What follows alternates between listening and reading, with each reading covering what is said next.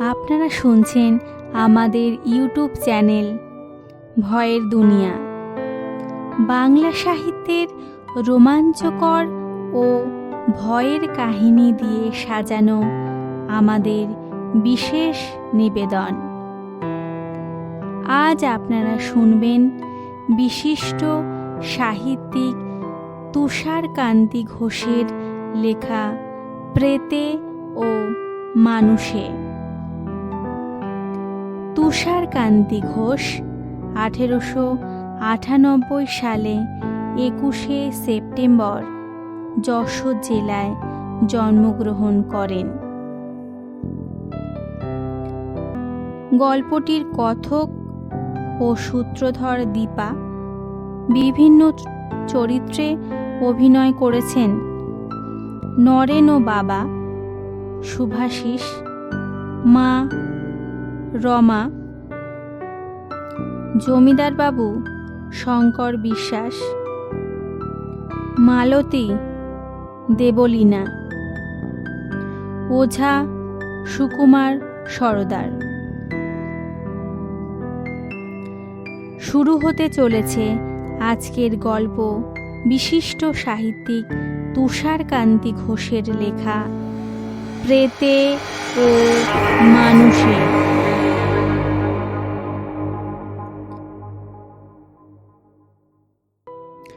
সে আজ অনেক কালের কথা। তখন বাংলার পল্লী অঞ্চল সমৃদ্ধিশীল ছিল এবং শহর অঞ্চলের এত উন্নতি হয়নি। তখন লোকের অভাব অভিযোগ কম ছিল, কারণ জিনিসপত্র ছিল খুব সস্তা। বাঙালি চাকরির জন্য পাগল হয়ে শহরে ছুটে আসত না। গ্রামের নদী, পুকুর, শস্যক্ষেত গ্রামবাসীদের অন্ন বস্ত্রের সংস্থান করত। গ্রামের জমিদার ও অবস্থাপন্ন লোকেরা তখন গ্রামেই থাকত। পরিবার সকল একান্নবর্তী ছিল এবং পুরুষেরা কেউ কেউ রোজগারের জন্য বিদেশে গেলেও বাকি সকলেই গ্রামেই থাকতেন। সেই সময় বাংলার জনসংখ্যা অনেক কম ছিল। সেই জন্য জমি পতিত ও জঙ্গলাকীর্ণ ছিল।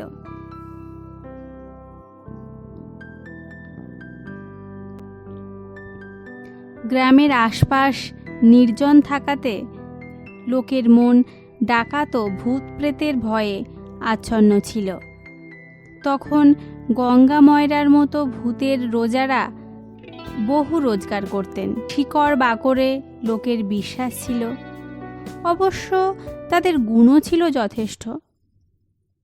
সেইকালে আমাদের যশোর জেলার কোনো এক বর্ধিষ্ণু গ্রামে শ্রী দেবেন্দ্রনাথ ঘোষ বাস করতেন।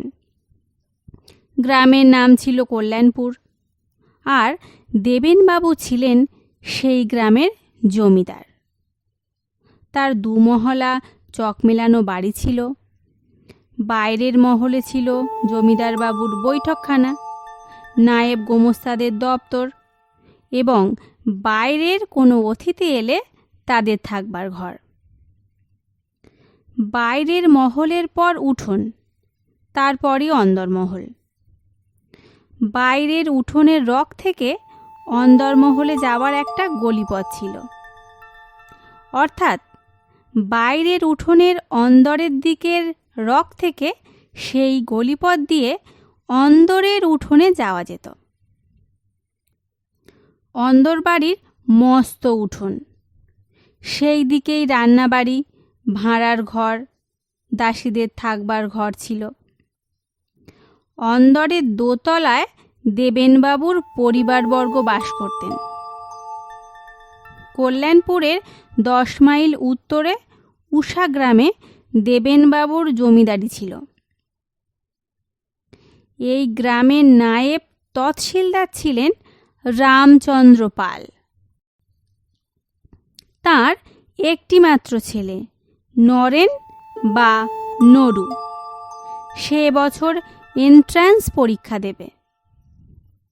টেস্ট পরীক্ষায় উত্তীর্ণ হয়ে নরেন রামবাবুকে বলল, বাবা, আমাদের বাড়িতে তো মোটে দুটি ঘর। আমার পড়াশোনার বড় অসুবিধা হচ্ছে। ইউনিভার্সিটি পরীক্ষার আগে এই 2 মাস আমি অন্য কোনো স্থানে থেকে যদি পড়তে পারতাম, তাহলে আমি পাস সম্বন্ধে নিশ্চিন্ত হতে পারতাম। রামবাবু কথাটা বুঝলেন, কিন্তু হঠাৎ কোনো উপায় স্থির করতে পারলেন না। উষা গ্রাম ছিল খুব ছোট। গ্রামটির 3 দিকে জঙ্গল ও একদিকে ছিল প্রকাণ্ড মাঠ।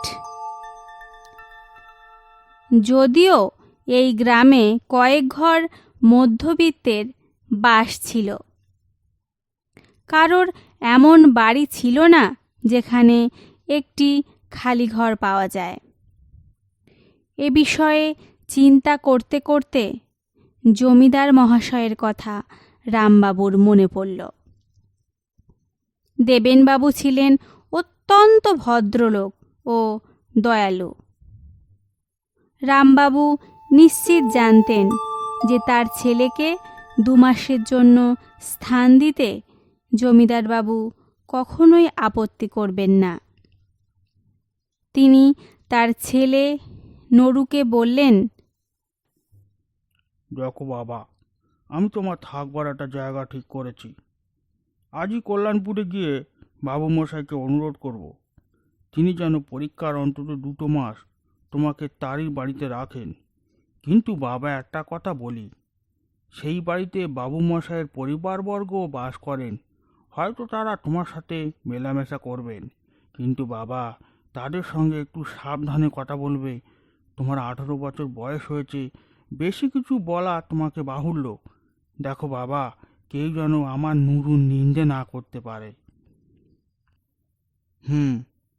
বাবা, তুমি নিশ্চিন্তে থাকো। আমাদের মনিব বাড়ির মেয়েদের সঙ্গে কীরূপ ব্যবহার করতে হয় তা আমি জানি। তাছাড়া আমি তো দিনরাত লেখাপড়া নিয়েই থাকবো। তোমার ভয় নেই, তোমার ছেলের কেউ নিন্দে করবে না।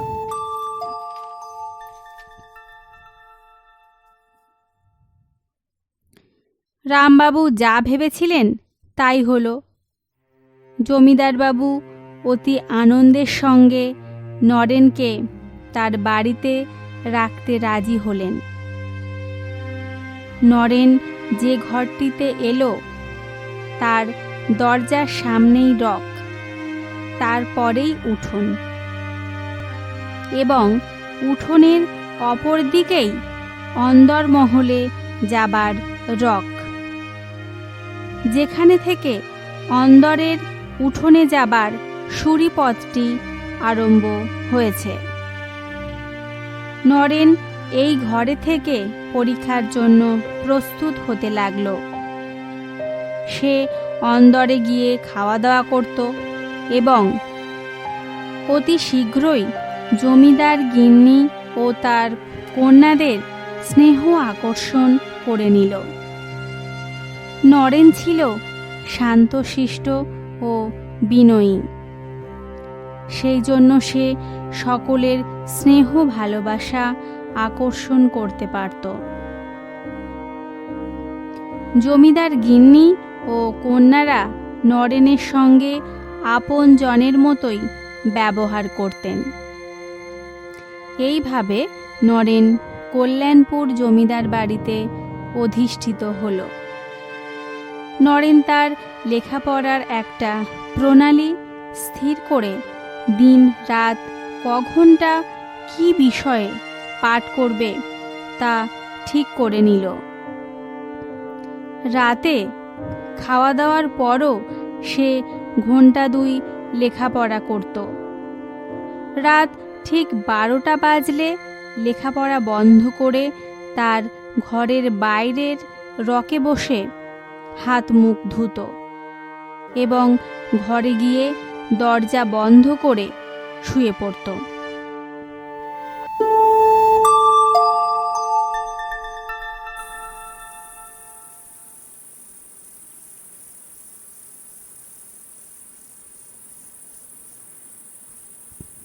একদিন রাতে ঠিক 12টার সময় রকে বসে হাত মুখে জল দিয়ে নরেন যখন উঠে দাঁড়ালো, উঠোনের অপর দিকে অন্দরে যাবার রকের দিকে তার নজর পড়ল। নরেন দেখল যে সেখানে 19-20 বছরের একটি সুশ্রী মেয়ে দাঁড়িয়ে আছে। নরেন তাকে চিনতে পারল না। সে তাড়াতাড়ি দরজা বন্ধ করে শুয়ে পড়ল।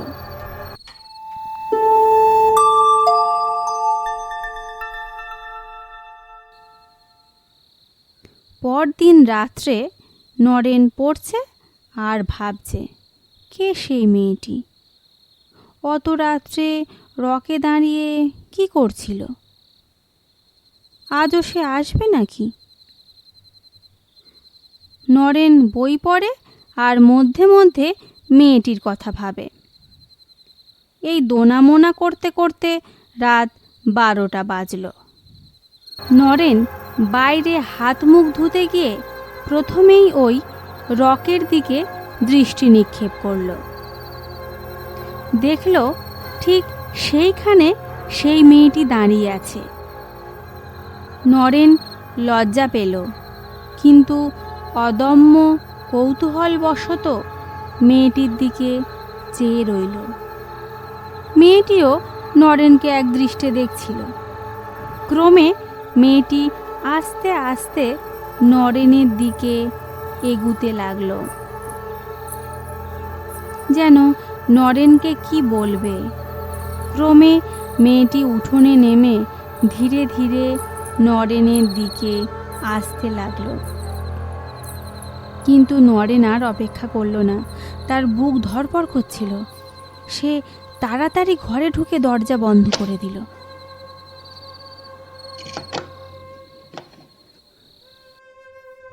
নরেনের সে রাত্রি ভালো ঘুম হলো না। পরদিনও সারাদিন মনটা উচাটন হয়ে রইল। এই মেয়েটি কে? কোথাও দেখেছি বলে তো মনে পড়ছে না। এত রাতে সে আমার ঘরের দিকে কেন আসছিল? গোড়ায় ভাবছিলাম বাবুদের বাড়ির মেয়ে, কিন্তু তাও তো নয়। মেয়েটি কি ভালো মেয়ে নয়? অথচ মুখ দেখে তো সেরকম মনে হয় না। মুখে একটা সরল সরল ভাব, যেন আমায় কিছু বলতে চায়। দেখি আজও যদি আসে তাহলে ওর পরিচয়টা জানার চেষ্টা করব। সারাদিন এই সব কথাই ভাবল। কিছুতেই মেয়েটিকে মন থেকে সরাতে পারল না।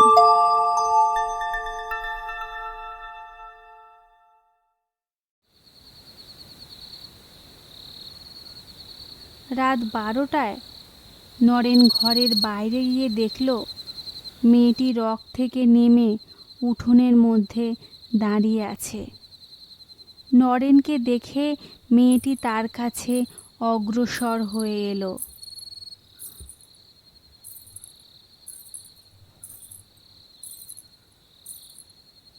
আজ আর নরেন তাকে ফেরাতে পারল না। মেয়েটি নরেনকে অতি মিষ্টি স্বরে জিজ্ঞেস করল, তোমাকে আমার বড় ভালো লেগেছে, তাই একটু গল্প করতে এলাম। চলো তোমার ঘরে গিয়ে বসি। মেয়েটির চোখে কি ছিল জানি না। নরেন যেন মন্ত্রমুগ্ধ কিংবা মোহগ্রস্তের মতো হয়ে গেল। কেমন এক অবর্ণনীয় ভাব অনুভব করল। সেটা আনন্দ, ভয়, মোহ না সুখ? নরেনের মন এবং দেহ দুই যেন সবশে রইল না। সে মেয়েটির সঙ্গে সঙ্গে তার ঘরে প্রবেশ করল।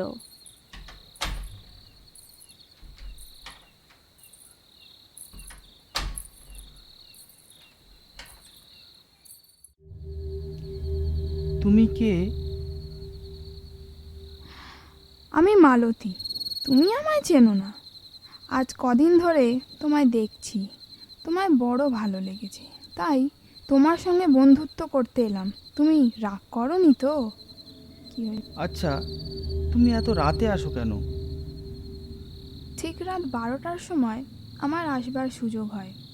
অন্য সময় আমি চেষ্টা করলেও আসতে পারি না। এইসব জিনিস তোমায় একদিন ভালো করে বুঝিয়ে দেব। আমি রোজ ঠিক রাত 12টার সময় আসব ও 2টোর সময় চলে যাব। তোমার কোনো ভয় নেই, আমি তোমার কোনো অনিষ্ট করব না। আমার পরিচয় জানতে চেও না, আমি তোমার বন্ধু। এই কি যথেষ্ট নয়? নরেনের তখন স্বাভাবিক অবস্থা ছিল না। তা না হলে সে মেয়েটির পুরো পরিচয় জানবার জন্য পেরাপিরি করত, কিন্তু সে তা করল না। সে মেয়েটির সাথে গল্প করতে লাগলো। তার মনে অনির্বচনীয় আনন্দ, যেন মোহগ্রস্ত ভাব। নরেনের একবারও মনে হলো না যে এ ব্যাপারটা সম্পূর্ণ অস্বাভাবিক। এক অপরিচিতা মেয়ে রাত 12টার সময় আসে, 1 মিনিট আগে কিংবা পরে আসতে পারে না। এর মানে কি? তার আত্মীয় স্বজনই বা কোথায়?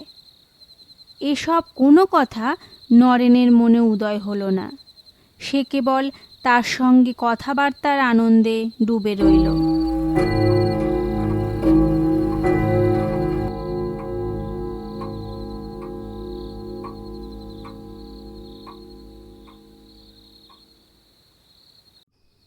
রাত 2টো বাজতেই আজ যাই, কাল ঠিক 12টার সময় আসব। বলে মেয়েটি ঘরের বাইরে চলে গেল। নরেন প্রায় সঙ্গে সঙ্গে বাইরে গিয়ে আর মেয়েটিকে দেখতে পেল না। সারা উঠোন খাঁ খাঁ করছে, আর রকে কোনো জনমনীষী নেই। পরদিন আবার ঠিক রাত 12টার সময় মালতীর আগমন হলো। পড়া সেরে দরজার বাইরে যেতে মালতীকে সে দেখতে পেল। তারপর দুজনে ঘরের ভিতরে সে গল্প গুজব আরম্ভ করল। এইভাবেই দিন কাটছে। নরেনের লেখাপড়া চুলোয় গেছে। নরেন সর্বক্ষণ মেয়েটির কথা ভাবে। এমনই তার আকর্ষণ। সে সারা দিন উদ্গ্রীব হয়ে থাকে কখন রাত 12টা বাজবে। মেয়েটির সঙ্গ উন্মাদকর এবং রাত 12টা থেকে 2টো পর্যন্ত এই 2 ঘন্টা সুখের স্বপ্নের মতো কেটে যায়। কখনো কখনো নরেন ভাবে, কে এই মেয়েটি? কোথায় থাকে? কার মেয়ে? কেন সে রাত্রি 12টার সময় আসে, 2টোর পরে চলে যায়? কিছুই বুঝতে পারে না। তাকে জিজ্ঞাসা করলে মালতী কেবল হাসে, বলে, আমার পরিচয় দিয়ে কি হবে? কেন, আমায় কি পছন্দ করো না? তুমি প্রায় জিজ্ঞাসা করো কেনই বা রাত 12টার সময় আসি ও 2টোর সময় চলে যাই। কারণটা আজ তোমায় বলি। রাত 12টা থেকে 2টো পর্যন্ত যেক্ষণ, কেবল সেই সময়টাই আমি তোমার কাছে আসতে পারি। আমার এমন ক্ষমতা নেই যে 12টার আগেও আসি কিংবা 2টোর পরেও থাকি। নরেন এই সব কথা শোনে আর তার মনে কেমন একটা সন্দেহের উদয় হয়। একবার এ কথাও তার মনের মধ্যে উঁকি মারে যে এ কি মানুষ নয়? আরও একটা জিনিস সে লক্ষ্য করল, যে মালতী চলে যাবার পর তার দেহ মনে একটা গভীর অবসাদ আসে। সে মরার মতো ঘুমিয়ে পড়ে ও পরদিন উঠতে অনেক বেলা হয়ে যায়। সে আরও লক্ষ্য করল যে তার শরীর দিনের পর দিন শুকিয়ে যাচ্ছে। ক্রমে ক্রমে তার মনে বদ্ধমূল হলো যে মালতীর সঙ্গ তার পক্ষে মঙ্গলজনক নয়। কিন্তু কি করা যায়? কি করে এর হাত থেকে উদ্ধার পাবে? নরেন বেশ বুঝতে পেরেছে এটা তার পক্ষে অসম্ভব। এভাবে আর দিন কতক চললে তার শরীর একেবারে ভেঙে পড়বে। নরেন উপায় ঠাউরাতে লাগলো যে কি করে মালতীর আশা বন্ধ করা যায়। সে ভাবল যে মালতী যখন বলছে রাত 12টা থেকে 2টো পর্যন্ত তার আসবার সময়, আমি কেন ওই সময় ঘরের দরজা বন্ধ করে শুয়ে থাকি না? সে দরজা বন্ধ দেখে বুঝতে পারবে যে আমি হয়তো ঘুমিয়ে পড়েছি। হ্যাঁ হ্যাঁ, ঠিক ঠিক।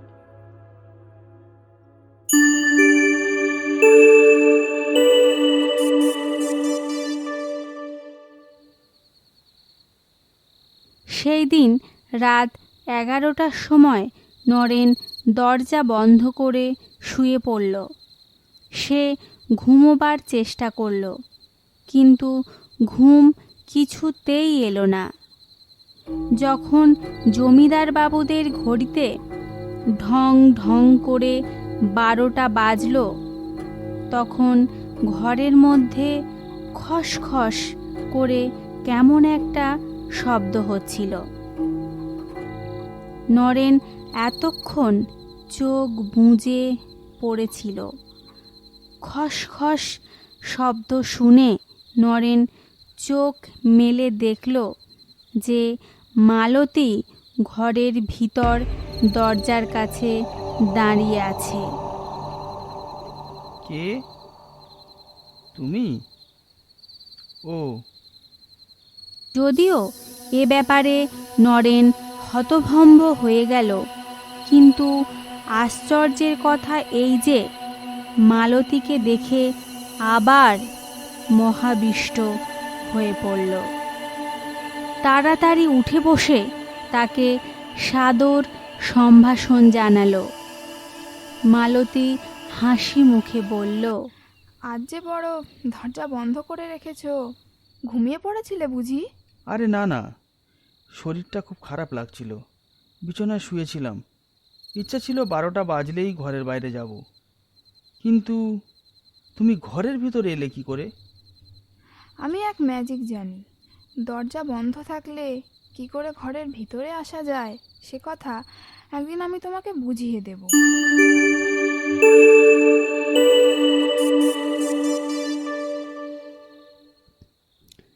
সে রাত্রে মালতী চলে গেলেও নরেন এক মুহূর্ত ঘুমাতে পারল না।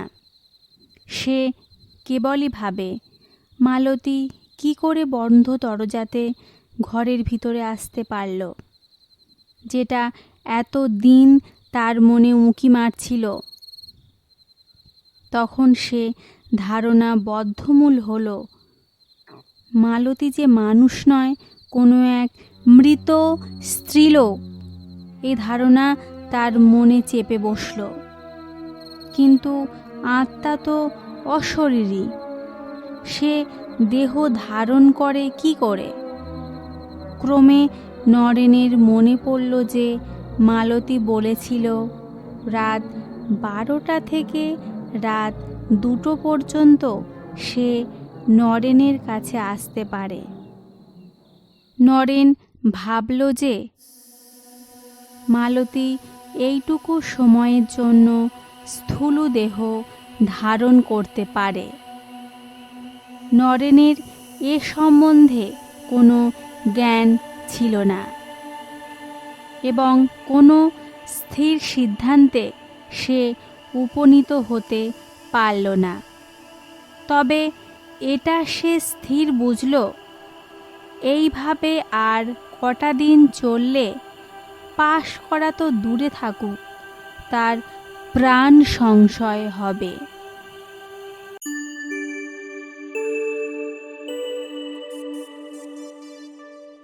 এর 2-4 দিনের ভিতরেই নরেন কঙ্কাল সার হয়ে পড়ল। ভয় ও প্রেত সঙ্গ তার শরীর আর মনকে দগ্ধ করে দিল। দিন রাত তার খাওয়া নেই, ঘুম নেই, কেবল রাতে ওই 2 ঘন্টা সে ভুলে থাকে। এমনই মালতীর আকর্ষণ ও এমনই নরেনের মোহ। বাড়ির সকলেই দেখল দিন দিন নরেন শুকিয়ে যাচ্ছে। একদিন জমিদার গিন্নি বলল যে যেন রাত জেগে বেশি পড়াশুনো না করে, তার পুষ্টিকর খাবারের বন্দোবস্ত করল, কিন্তু কোনো লাভ হলো না। তখন গৃহিণী জমিদার বাবুকে নরেনের শারীরিক অবস্থার কথা জানালেন। দেবেনবাবু নরেনকে ডেকে পাঠালেন ও তাকে প্রশ্ন করলেন। নরেন প্রথমটা লুকোনোর চেষ্টা করেছিল, কিন্তু পরে প্রশ্নবাণে জর্জরিত হয়ে শেষটায় নরেন সেই মেয়েটির কথা বলে ফেলল।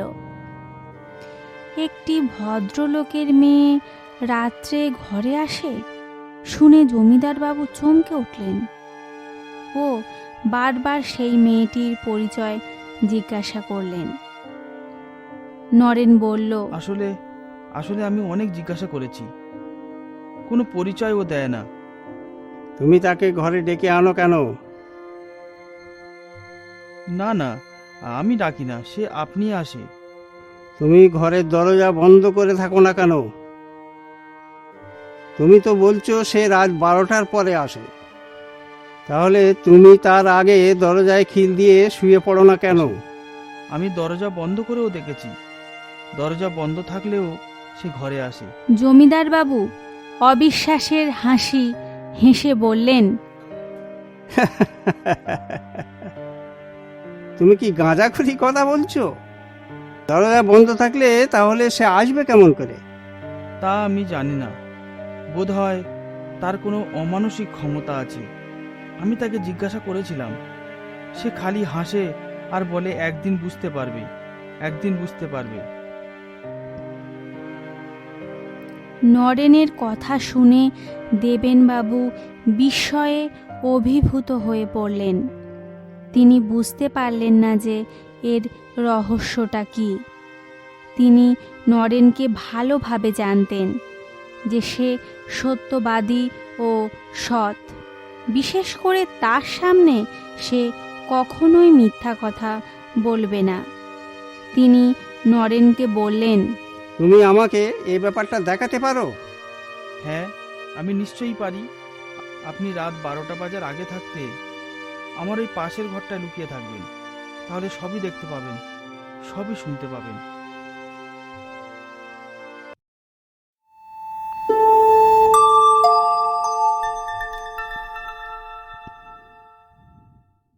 দেবেনবাবু তখনই ঘরে গেলেন এবং ঘরের দরজা জানলা তন্ন তন্ন করে পরীক্ষা করলেন ও বুঝলেন দরজা জানলা বন্ধ থাকলে বাইরে থেকে সে ঘরে আসা একেবারেই অসম্ভব।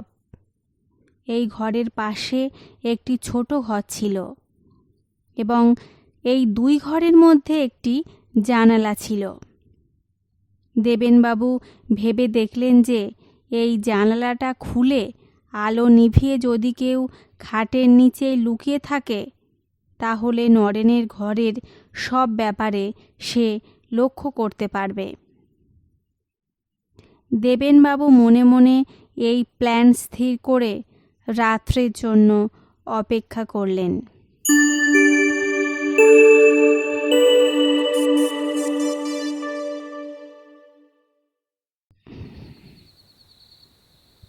রাত 12টার কিছু আগে দেবেনবাবু সেই ছোট্ট ঘরটায় গিয়ে ছোট্ট জানালাটার আড়ালে লুকিয়ে রইলেন, কিন্তু নরেনের ঘরের ভিতর তীক্ষ্ণ দৃষ্টি রাখলেন। নরেন দরজা বন্ধ করে শুলে তিনি দরজার দিকে এক দৃষ্টে তাকিয়ে রইলেন, যাতে তার দৃষ্টি এড়িয়ে মেয়েটি ঘরের ভিতর না আসতে পারে। দেবেনবাবু এইভাবে চেয়ে আছে, আর নরেনের ঘরের আলো জ্বলছে। ঠিক রাত 12টার সময় তার চোখে কেমন যেন ধাঁধা লাগলো। তিনি মুহূর্তের জন্য চোখ বুজলেন যে একটি সুন্দরী মেয়ে নরেনের দরজার পাশে দাঁড়িয়ে আছে। কিসে যে কি হলো তিনি ব্যাপারটা ঠিক বুঝতে পারলেন না। তারপর মালতী ও নরেন যখন কথাবার্তা বলতে আরম্ভ করলো, দেবেনবাবু চুপিসারে সেই ঘর থেকে চলে গেলেন। মালতী যে প্রেতিনী সে বিষয়ে আর তার সন্দেহ রইল না।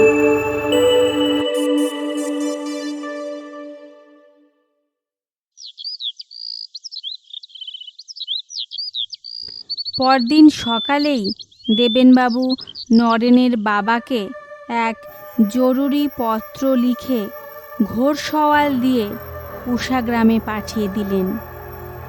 সে পত্রে তিনি লিখলেন, তুমি এখনই এসে নরুকে তোমার গ্রামে ফিরিয়ে নিয়ে যাও, নইলে তার প্রাণ সংশয় হবে।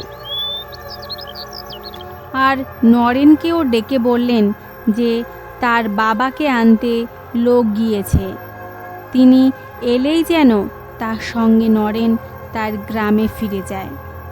নরেনও খুব রাজি, কারণ রাত্রের ওই 2 ঘন্টা ছাড়া নরেন সবশেই থাকে। সে বুঝল এর হাত থেকে বাঁচতে গেলে তার পলায়নই মঙ্গল। সেই দিনই নরেনের বাবা এলেন। নরেনের শরীরের অবস্থা দেখে ও সব কথা শুনে ভয়ে দুঃখে তিনি পাগলের মতো হয়ে পড়লেন। তিনি কাঁদতে কাঁদতে জমিদার বাবুকে বললেন যে সেই দিনই তিনি নরুকে নিয়ে যাচ্ছেন। দেবেনবাবু বললেন, শুধু নিয়ে গেলেই হবে না, ভালো ওজাকে দিয়ে নরুকে দেখাও। কে পেতনিটা যেভাবে পেয়েছে তাতে ছাড়ানো সহজ নয়। রামবাবু বললেন যে তিনি তাই করবেন। সেই দিনই তারা উষা গ্রামে ফিরে গেলেন। নরেনের মা সব কথা শুনে কেঁদে সারা। তিনি বললেন, পরীক্ষাটা তো মাথায় থাকুক, ছেলের আগে প্রাণ বাঁচানোটাই তো আগে দরকার। নরেন এত দূর চলে এসে ও বাবা মাকে পেয়ে মনের অনেকটা বল পেল। সে ভাবল প্রেতিনীটাকে আর এত দূর আসতে হবে না। সে সকাল সকাল খেয়ে দিয়ে তার ঘরে শুতে গেল, কিন্তু ঘুম আর আসে না। ক্রমেই রাত হচ্ছে, আর নরেন ভাবছে সে কি এখানেও আসবে নাকি। এইভাবে রাত 12টা বাজল। সঙ্গে সঙ্গে নরেন দেখল যে মালতী ঘরের ভিতরে দাঁড়িয়ে আছে। নরেন ভয় পেল, কিন্তু সেই অদম্য মোহ, সে উঠে মালতীকে সম্ভাষণ করল। তুমি যে এখানে চলে এলে, তুমি কি ভাবছো? আমার শরীরটা খারাপ হয়েছে বলে বাবা আমাকে নিয়ে এসেছেন। তুমি সত্যি বলছো? তোমাকে আমার কাছ থেকে ছাড়ানোর চেষ্টা হচ্ছে না তো? সে কিন্তু কেউ পারবে না, তা যত চেষ্টাই না করো। তুমি কি এতদিনও বুঝতে পারোনি যে আমি কে? তোমাকে আমার খুব ভালো লাগে, আমি কখনো তোমার অনিষ্ট করব না। কিন্তু তুমি যেখানে যাবে আমিও যাব। তুমি যতদিন বেঁচে থাকবে এইভাবেই আমি আসব। তোমার মৃত্যুর পর আমরা চিরকাল একসঙ্গে থাকব। মালতীর কথা শুনে নরেনের বুক কেঁপে উঠল। যদিও সে আগেই বুঝেছিল যে মালতী মানুষ নয়, কিন্তু এমন খোলাখুলিভাবে সে কথা এর আগে কখনো হয়নি। যখন মালতী বলল, কেউ তোমাকে আমার কাছ থেকে ছাড়াতে পারবে না, তখন ভয়ে নরেনের সর্বাঙ্গ শিথিল হয়ে এলো। সে যদিও অন্য দিনের মতো হাসি খুশির ভান করল, কিন্তু ক্ষণে ক্ষণে তার মুখ শুকিয়ে উঠতে লাগলো। দুটোর সময় মালতী যখন চলে গেল, নরেন পাগলের মতো তার বাবা মার শোবার ঘরে গিয়ে দরজায় ধাক্কা মারতে লাগলো। বাবা, বাবা দরজা খোলো, বাবা, বাবা গো, বাবা গো, আমাকে মেরে ফেলবে, বাবা, বাবা দরজা খোলো, বাবা আমাকে মেরে ফেলবে ও, তাড়াতাড়ি দরজা খোলো বাবা।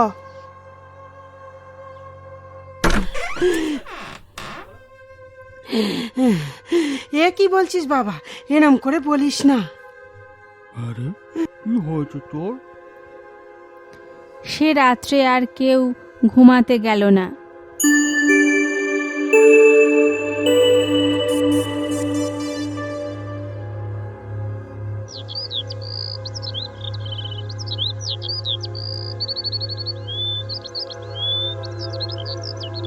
পরদিন সকালেই রামবাবু প্রতিবেশীদের ডেকে এনে সব কথা বললেন।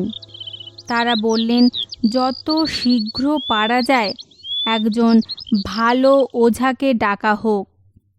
যতদিন না ওঝা আসে ততদিন নরু তার বাবা মার মধ্যিখানে শোবে। একজন এই সংবাদ দিলেন যে 7 ক্রোশ দূরে একজন সত্যিকারের ভালো ওঝা থাকে। তার ভূত প্রেত সম্বন্ধে গভীর জ্ঞান, আর সে অনেক দরকারি শিকড় বাকরের সন্ধান রাখে। সেই জন্য সেই দিনই সেই ওঝাকে আনতে লোক পাঠানো হলো, আর তাকে বলে দেওয়া হলো যে পরদিনই যেন ওঝাকে তার বাড়ি নিয়ে আসে।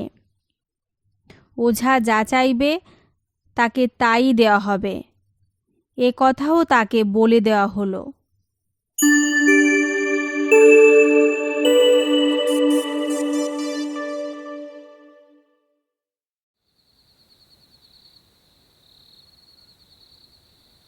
সেদিন রাত্রে নরেন বাবা মার সাথে এক ঘরে শুলো।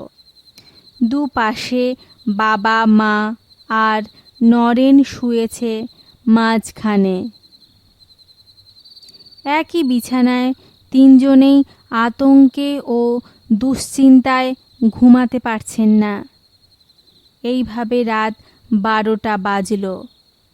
নরেন চোখ বুজে শুয়েছিল। হঠাৎ নরেন অনুভব করল কেউ যেন তাকে ঠেলছে। নরেন চোখ মেলে অনুভব করল মালতী তার মাথার কাছে বসে আছে। নরেন চুপি চুপি বলল, তুমি কি করছো? বাবা মা জানতে পারবেন যে মালতী? তোমার সে ভয় নেই, ওরা কিছু জানতে পারবে না। নরেন উঠে দেখল যে তার বাবা মা মরার মতো শুয়ে আছে। তারা তখন পাশের ঘরে গেল।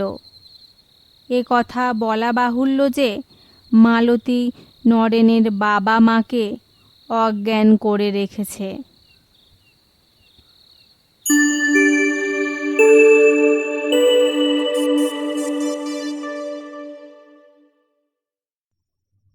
পরদিন সব কথা শুনে নরেনের বাবা মা বুক চাবড়াতে লাগলেন।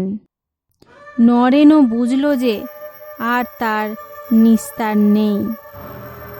আতঙ্কে ও দুশ্চিন্তায় তার শরীরের আর কিছুই নেই। দেহ কঙ্কালসার, সবসময় বুক ধড়ফড় করে, মাথা ঘোরে, বহু কষ্টে হাঁটে, এমনকি বসে থাকতেও কষ্ট হয়।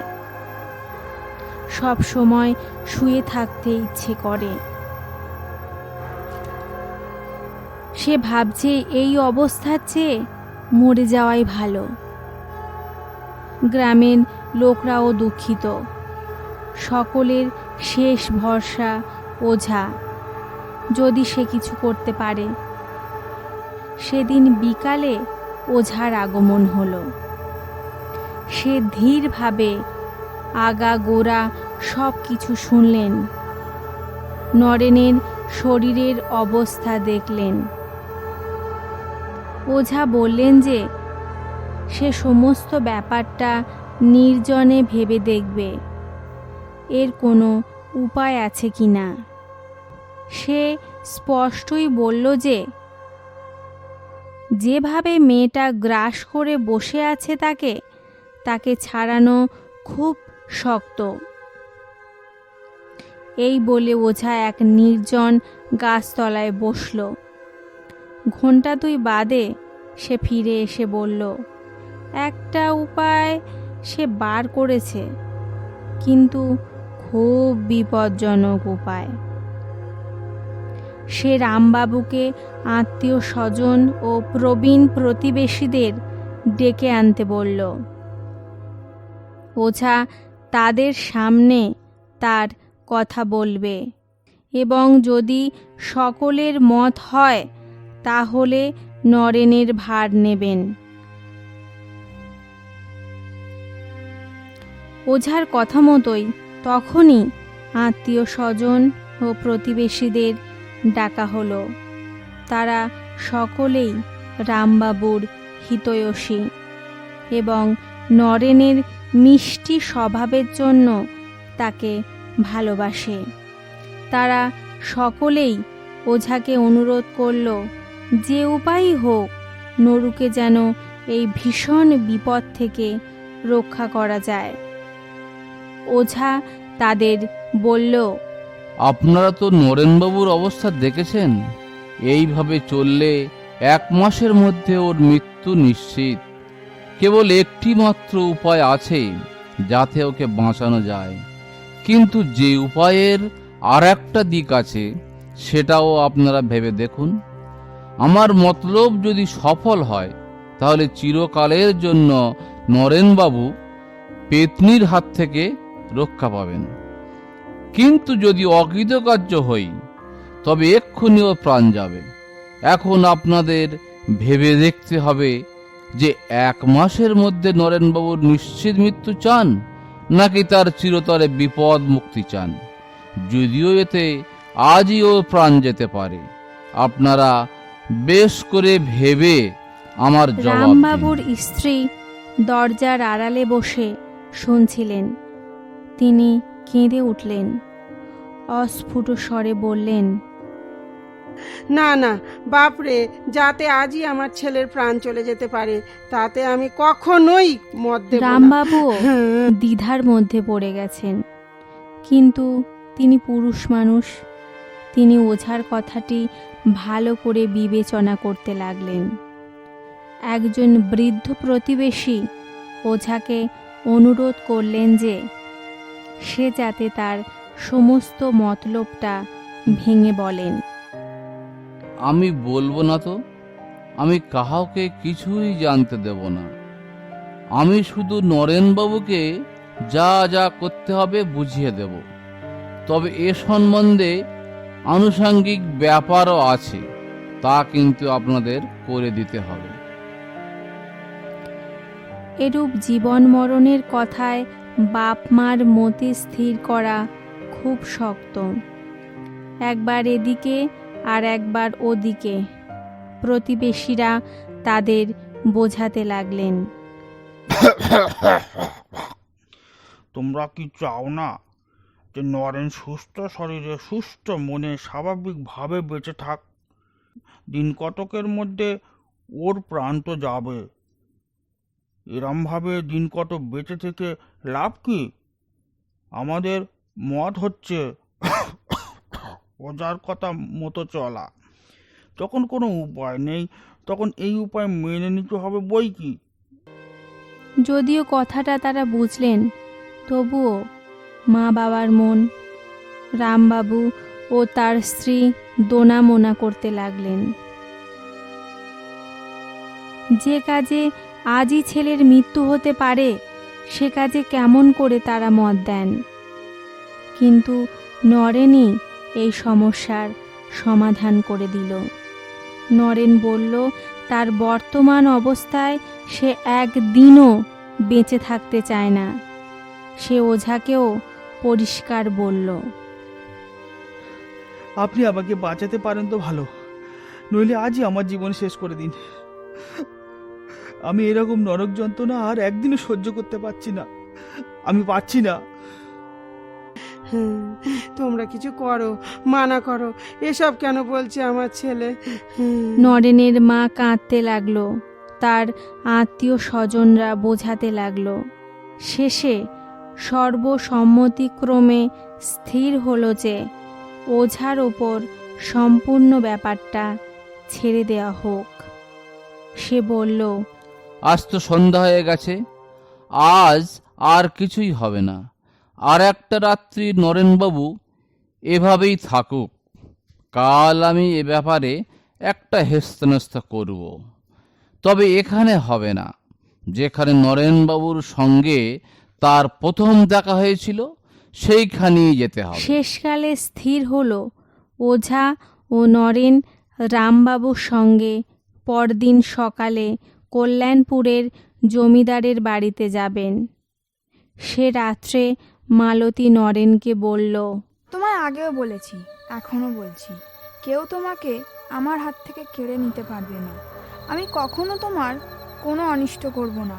তুমি আগে যেখানে ছিলে সেখানে ফিরে যাও। আমার এখানে আসতে কিছু কষ্ট হয়। বেশ, তাই হবে। কালই আমি কল্যাণপুর ফিরে যাব।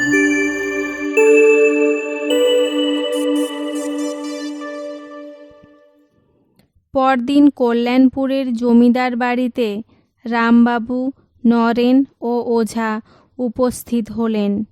ওঝা দেবেনবাবুকে বিষয়টা বুঝিয়ে দিল এবং বলল, আপনাকে কিছু সাহায্য করতে হবে আমাকে। তুমি যা চাও করব। নুরু আমার ছেলের মতো। তাছাড়া মনুষ্যত্বের দিক দিয়েও এই পৈশাচিক ব্যাপারে যাতে অবসান হয়, তাতে আমি সর্বপ্রকার সাহায্য করতে বাধ্য। না না, আমাকে বেশি কিছু করতে হবে না। আপনি শুধু নরেনের ঘরটি খুব ভালো করে সাজিয়ে দিন।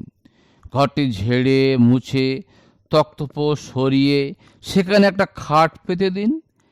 আর ঘরটি আর বিছানাটি নানা রকম ফুলমালায় সজ্জিত করুন তো। সব বন্দোবস্ত কিন্তু সন্ধ্যের মধ্যেই শেষ করতে হবে। রাত 10টার সময় ওঝা নরেনকে নিয়ে সেই ঘরের ভিতরে ঢুকে দরজা বন্ধ করে দিল।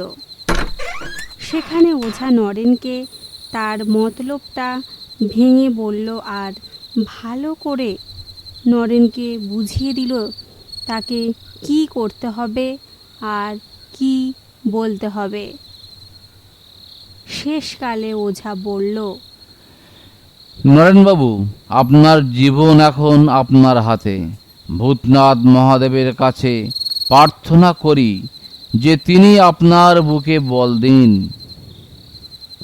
রাত্রি 12টার কিছু আগে ওঝা ঘর থেকে বেরিয়ে গেল।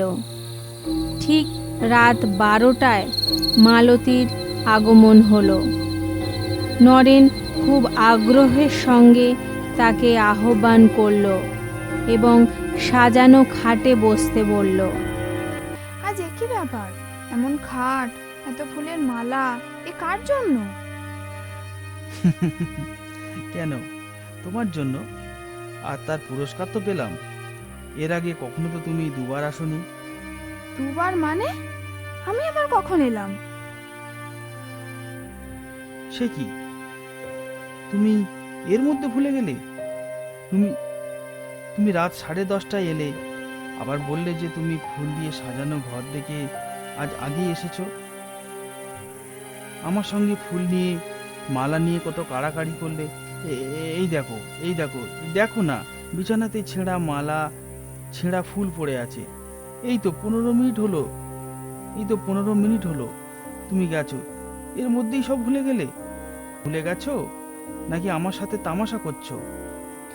নরেনের কথা শুনতে শুনতে মালতীর হাসি মিলিয়ে গেল। মুখ হলো অসম্ভব গম্ভীর, আর চোখ দিয়ে আগুন বেরোতে লাগলো। তুমি আমার সঙ্গে ছলনা করছো না তো? আমার গা ছুঁয়ে বলো তো, আমি আজ রাতে আগেও এসেছি কিনা? নরেন তখনই তাই করল। মালতী কোনো কথা না বলে এক মনে ভাবতে লাগলো। মালতীর মুখের সৌন্দর্য গেছে মিলিয়ে, মুখ রাগে কালো হয়ে গেছে আর থমথম করছে। কিছুক্ষণ পরে মালতী নরেনকে বলল, এর আগে সে আসেনি, অন্য কেউ তার মতো সেজে এসেছিল। নরেন যেন কত দুঃখ আর ভয় পেয়েছে। মালতী, যদি তাই হয়ে থাকে তুমি তার হাত থেকে আমাকে বাঁচাও, আমাকে বাঁচাও মালতী। আমার তোমাকেই ভালো লাগে আর তোমারই বন্ধুত্ব আমার চাই। যদি আর কেউ এভাবে আসে তাহলে আমি আর বাঁচব না। মালতী, যে করেই হোক তুমি আমাকে এই ঘোর বিপদ থেকে বাঁচাও। মালতী গভীরভাবে চিন্তা করে বলল, এর একটা উপায় আছে, কিন্তু তা কি তুমি পারবে? আমাকে সম্পূর্ণ বিশ্বাস করতে পারবে? আমি কে তা তো তুমি জানো।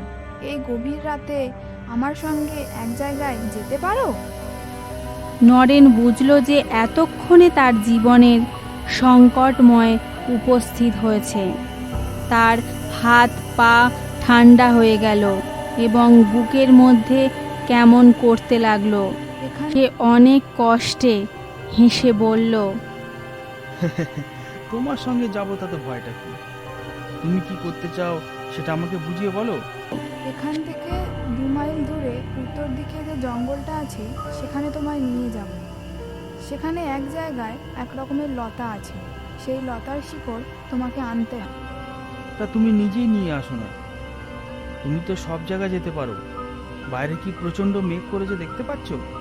আর তুমি তো জানো আমার হাঁটতে বেশ কষ্ট হয়। আমি যদি আনতে পারতুম তাহলে তোমাকে কষ্ট দিই? আমি সে লতা গাছের কাছেও যেতে পারি না। নরেন আর কিছু বলল না। তারা দুজন ঘর থেকে উঠোনে নামলো। ক্রমে উঠোনের বাইরে এসে উত্তর দিকে যেতে লাগলো। আকাশ গভীর মেঘাচ্ছন্ন, মধ্যে মধ্যে বিদ্যুৎ চমকাচ্ছে। পল্লীপথ জনহীন। নরেনের সঙ্গী কেবল মালতী, সে মানুষ নয়। নরেন জানে, শুধু তাই নয়, নরেন দুর্বল বলে মালতী তার হাতও ধরে আছে। মালতী তাকে বলল, এখন তুমি বেশি পরিশ্রম করো না, তুমি আমার কাঁধে ভর দিয়ে চলো। মনে রেখো, আসবার সময় আমি তোমার কাছে থাকতে পারবো না, তোমাকে নিজেই আসতে হবে। এইভাবে তারা দুজনে যাচ্ছে। গ্রাম্য পথ ছেড়ে তারা ধান ক্ষেতের দিকে গেল এবং সরু আলের উপর দিয়ে যেতে লাগলো। গভীর অন্ধকারের মধ্যে মধ্যে বিদ্যুতের আলোতে নরেন পথ দেখতে পাচ্ছে। অন্য সময় সম্পূর্ণ মালতীর উপর নির্ভর। ক্রমে তারা নদীর ধারে এসে পৌঁছালো। সামনেই শ্মশান, যার নাম কালাপেরের দেওয়ার। কটা তেঁতুল গাছ দৈত্যের মতো দাঁড়িয়ে আছে। নির্জন স্থান। নরেনের বুক সবলে স্পন্দিত হতে লাগলো, কিন্তু ওঝার কথা তার কানে বাজছে। এইবার জঙ্গল আরম্ভ হলো। এখান থেকে আর পথ নেই। প্রেতিনী যেখানে নিয়ে যাচ্ছে মানুষ সেই দিকেই যাচ্ছে। একটু পরে ডান দিকে একটা বড় অশ্বত্থ গাছ দেখা গেল। মালতী নরেনকে ছেড়ে দিয়ে বলল, ওই গাছটার ওপারে আগাছার জঙ্গল আছে, সেখানে গোটা কতক লতানো গাছ আছে, তারই একটা শিকড় শুদ্ধ তুলে নিয়ে এসো, তোমাকে একাই যেতে হবে। প্রেতিনীর নির্দেশ মতো নরেন অগ্রসর হয়ে গেল। সেখানে কয়েকটি লতানো গাছ দেখতে পেল। মূল শুদ্ধ একটি লতানো গাছ তুলে এনে নরেন পূর্বস্থানে ফিরে এলো, কিন্তু মালতীকে সে স্থানে দেখতে পেল না। সে ভয়ে কম্পিত স্বরে বলল, মালতী, মালতী, মালতী। প্রায় 50 হাত দূর থেকে মালতী জবাব দিল, আমি এখানে আছি। এখনো তো মেঘ খানিকটা কেটে গেছে, অল্প চাঁদের আলো ফুটেছে। আমার সাদা কাপড়টা তুমি দেখতে পাচ্ছ? আমি এগিয়ে যাচ্ছি, তুমি পিছন পিছন এসো। নরেন দ্রুত পথে মালতীর দিকে এগিয়ে গিয়ে বলল, হ্যাঁ, আগে তুমি শিকড়টা দেখো তো যে সঠিক জিনিসটা এনেছে কিনা। মালতী সঙ্গে সঙ্গে এগিয়ে যেতে যেতে বলল, হ্যাঁ হ্যাঁ, ঠিক জিনিসই এনেছো। তুমি আমার অত কাছে এসো না। মালতী এগিয়ে যাচ্ছে আর 50 হাত পিছু পিছু নরেন আসছে। আবার সেই নদীর ধার, সেই কালাপেড়ের দেওয়ার, সেই ধানক্ষেত আর সরু আলের রাস্তা। আবছা আলোতে নরেন মালতীকে দেখতে পাচ্ছে। ক্রমে গ্রাম্য পথে এসে পৌঁছালো এবং অবশেষে বাড়ি। তুমি শিকড়টা অন্য ঘরে রেখে এসো, এখনো 2 বাজতে আধ ঘন্টা দেরি আছে। নরেনের ওঝার কথা মনে হলো। পরিত্রাণের উপায় পেলে তা এক মুহূর্তের জন্য ত্যাগ করবে না। তাই নরেন মালতীকে বলল, মালতী, মালতী, আজ আমি বড় ক্লান্ত। তুমি আজ যাও, কাল আবার এসো। বেশ, তাই হোক। এখনই শিকড়টা হাতে বেঁধে ফেলো, কাল রাত 12টার সময় আবার খুলে রেখো। নরেন বাড়িতে পৌঁছেই জমিদার বাবুর বৈঠকখানার ঘরে গেল। সেখানে ওঝা দেবেনবাবু ও তার বাবা গভীর দুশ্চিন্তায় আচ্ছন্ন হয়ে বসেছিলেন। নরেনকে দেখতে পেয়ে তারা আনন্দে কলরব করে উঠলেন। ওঝা জিজ্ঞেস ওষুধ করল, পেয়েছেন? কি জিনিস পেলেন একটু দেখি। নরেন শিকড় শুদ্ধ লতাটি ওঝাকে দিল আর মালতী তাকে যা যা বলেছিল তাও বলল। ওঝা বলল, ওহ, আর ভয় নেই। জয় ভগবান, জয় মহাদেব, জয় ভগবান। সেই রাত্রেই এক বালার ভিতর শিকড় রেখে নরেনের বাহুতে মোক্ষম করে বেঁধে দেওয়া হলো। সে এমন বজ্র বাঁধন যে নরেন নিজে হাজার চেষ্টা করলেও অন্যের সাহায্য ছাড়া সে বালা খুলতে পারবে না। এই বালা ওঝাই সঙ্গে এনেছিল এবং এর গঠন একটু বিশেষ রকমের। নরেনকে বালা পরিয়ে দিয়ে ওঝা বলল, এখন দিন কতক রাতে ও কিন্তু রোজ আসবে এবং অনুনয়, বিনয়, এমনকি ভয় প্রদর্শনও করতে পারে, কিন্তু আপনার কোনো ভয় নেই। এই বালাই এখন আপনার ইষ্ট কবচ। সে যাই বলুক আর যাই করুক, আপনি প্রাণান্তে এই বালাটি খুলবেন না। ওঝা যা বলেছিল তাই হলো। নরেন পরদিন রাত্রে দরজা বন্ধ করে ঘরে শুয়েছে আর মালতী ঘরের বাইরে থেকে শিকড়টি খুলে ফেলার জন্য অনুনয় বিনয় করছে। নরেন, কি হলো? দরজা খুলছো না কেন? শিকড়টা খুলে রাখোনি কেন? নরেন, আমায় ভিতরে আসতে দাও। কি হলো? তোমার সঙ্গে তো সব কথা হয়েই গেছিল। তুমি দরজা খুলবে না তো? তুমি আমার কথা শুনবে না তো? আজ আর সে বন্ধ দরজার ভিতর দিয়ে ঘরের ভিতরে আসতে পারল না। নরেন মালতীর কথার কোনো জবাব দিল না। প্রথম 2-3 দিন রাত্রি অনুনয় বিনয় ও পরে ভয় তুমি দরজা প্রদর্শন। খুলবে না তো? তুমি আমার কথা শুনবে না তো? আমার কথা না শুনলে তোমার প্রাণ নেব, কেউ তোমায় বাঁচাতে পারবে না। কিন্তু নরেন নিরুত্তর, আর উপদ্রব 8-10 দিন চলেছিল। কি ভেবেছিস ওই শিকড় পরে তুই আমার থেকে দূরে চলে যাবি?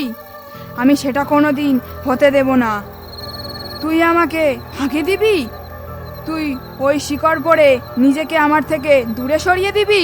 আমি এটা কোনো দিন হতে দেব না। আমি এর আগেও বলেছিলাম, এখনো বলছি, এই শিকড় খুলে ফেল। আমি তোর কোনো অনিষ্ট করব না। করবি না তো? ঠিক আছে, এবার তোর একদিন কি আমার একদিন। আমি তোকে এখানে বাঁচতে দেব না। আমি তোকে নিজের থেকে আলাদা হতে দেব না, কখনোই না। তারপর মালতী আর আসেনি। নরেন তার বাবার সঙ্গে গ্রামে ফিরে গেল এবং মা বাবার আদরে যত্নে অতি শীঘ্রই তার পূর্ব স্বাস্থ্য ও মনে বল ফিরে পেল। নরেনের আনন্দ, মা বাবার আনন্দ, আত্মীয় স্বজনের আনন্দ, প্রতিবেশীদের আনন্দ, জমিদার বাবু ও তার পরিবারবর্গের আনন্দ, আর সবচেয়ে বড় আনন্দ হল ওঝার। শুধু যে সে একটি অমূল্য জীবন রক্ষা করেছে তাই নয়, সকলের কৃতজ্ঞতাও ভাজন হয়েছে। শুধু তাই নয়, জমিদার বাবু তার কোঁড়ে টাকায় ভরিয়ে দিয়েছিলেন।